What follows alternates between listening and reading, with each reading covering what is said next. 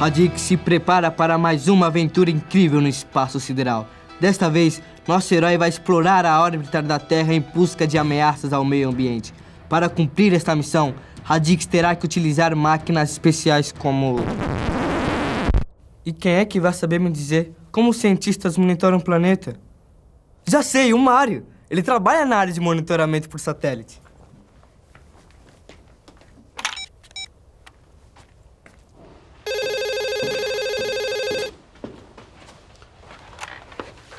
Alô? E aí, Nelson, como vai?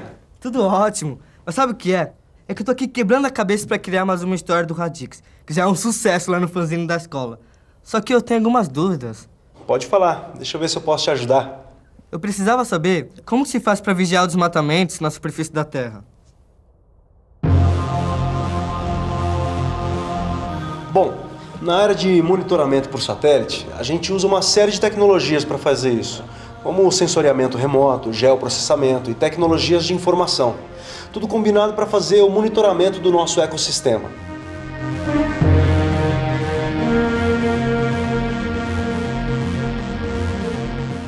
Isso serve não apenas para a agricultura, mas também para evitar crimes como o desmatamento. As informações chegam por meio dos nossos satélites no espaço e são processadas por computadores, isto é, traduzidas em imagens e gráficos. E como os satélites são colocados no espaço? No Brasil isso é feito pelo Centro de Lançamento, localizado em Alcântara, uma cidadezinha histórica no estado do Maranhão. A cidade foi escolhida por ser um dos melhores pontos do planeta para lançar satélites e foguetes para o espaço.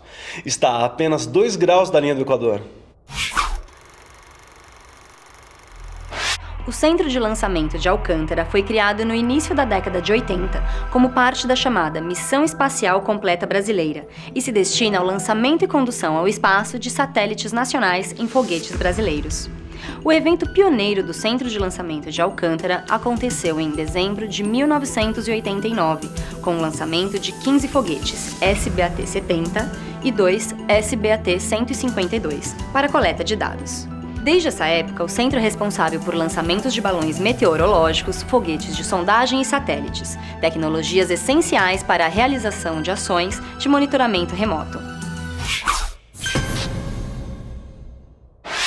Pois é, Nelson. Atualmente temos 3 satélites brasileiros em órbita. 2 deles são satélites de coleta de dados e foram lançados em 1993. O terceiro é de sensoriamento remoto e foi lançado em 1999. E como é que faz para eles ficarem mais de 15 anos girando em torno da Terra? De quanto combustível eles precisam? Tem frentista de satélite por acaso? Na verdade, quem usa combustível é o foguete que lança o satélite no espaço. É assim, o foguete conduz o satélite até o espaço. Depois o satélite se descola e começa a cumprir uma órbita ao redor do planeta, atraído pela massa total da Terra.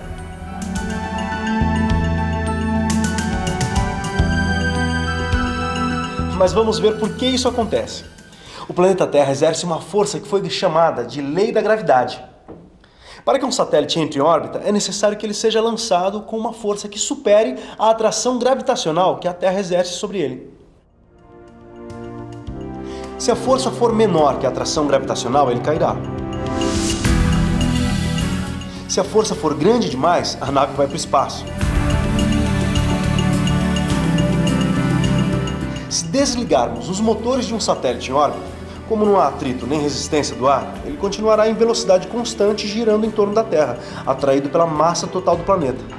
Na verdade, essa atração é a única força atuando sobre ele, já que o satélite não tem motor. Em muitos sentidos, essa órbita pode ser considerada uma reta. Como assim? Uma reta curva? Vamos pensar numa reta como o caminho mais curto entre 2 pontos e ver como isso acontece na esfera. Para isso, vamos usar uma miniatura do globo terrestre e escolher 2 pontos. Por exemplo, Manaus e Polo Norte. Agora vamos imaginar um elástico que vai de um ponto ao outro. Se a gente esticar esse elástico e depois soltar, ele voltará ao seu menor comprimento, que é a sua posição inicial. Exemplos desse tipo de curva são os meridianos e o Equador. Um satélite percorre sempre curvas desse tipo.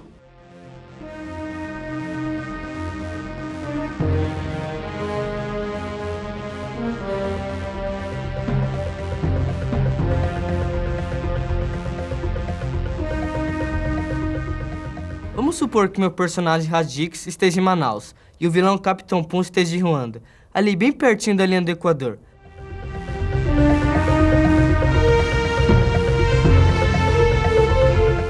Se nessas condições, Radix e seu arqui-inimigo puderem lançar um foguete em direção ao norte na mesma hora, na mesma altitude e com a mesma velocidade, o que você acha que vai acontecer? Me diga você, Nelson. O que você acha que vai acontecer? Deixa eu pensar... Como o Radix está em Manaus e vai para o Polo Norte, sua rota é perpendicular ao Equador. A mesma coisa acontece com o Capitão Pum em Ruanda. Então suas rotas serão paralelas. E até onde me ensinaram, duas retas paralelas não se encontram nunca. Isso é verdadeiro no caso do plano, como no seu mapa. Mas na realidade, a Terra é esférica.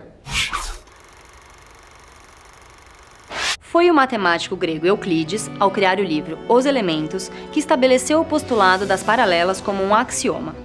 Axioma é uma afirmação que é assumida como verdadeira e então passa a ser utilizada como base para tirarmos novas conclusões através do raciocínio dedutivo. No caso de Euclides, essa afirmação foi escolhida como o quinto e último axioma que ele utilizou para sistematizar praticamente todo o conhecimento existente na Grécia Antiga sobre geometria. Foi assim que nasceu a geometria euclidiana. Foi apenas no século XIX, com os trabalhos de grandes matemáticos como Lobachevsky, Bolyai e Gauss, que a possibilidade de existirem geometrias diferentes da geometria euclidiana foi de fato aceita pelos matemáticos. A geometria esférica, esta que você está acompanhando no vídeo, é um exemplo de não euclidiana, em que esse axioma das retas paralelas não vale. A partir de seu ponto de origem na superfície da Terra, Manaus ou Ruanda, cada foguete subirá em direção ao Polo Norte, descrevendo trajetórias que acompanham as linhas dos meridianos. O resultado é que, se os dois foguetes forem lançados na mesma hora, mesma altitude, com a mesma velocidade, eles vão acabar se chocando no Polo Norte. Mas o Radix vai explodir, o Capitão Pum também. Mas quem vai salvar o mundo agora? O que vai acontecer com a minha história? Puxa, tá na hora do Radix extrapolar a geometria plana e voar para novos planetas do conhecimento. Valeu, Mário. Bom trabalho, viu? E vê se manda depois o novo fanzine do Radix, hein? Pode deixar. Com essas informações, minha nova história vai ficar demais. Então, Radix percebeu que havia cometido um erro em seus cálculos. Pela geometria da esfera, para evitar um choque entre dois foguetes, o seu não poderia ser lançado ao mesmo tempo que o do vilão. Desta maneira, refez seus planos para impedir que o Capitão Pum dominasse o planeta.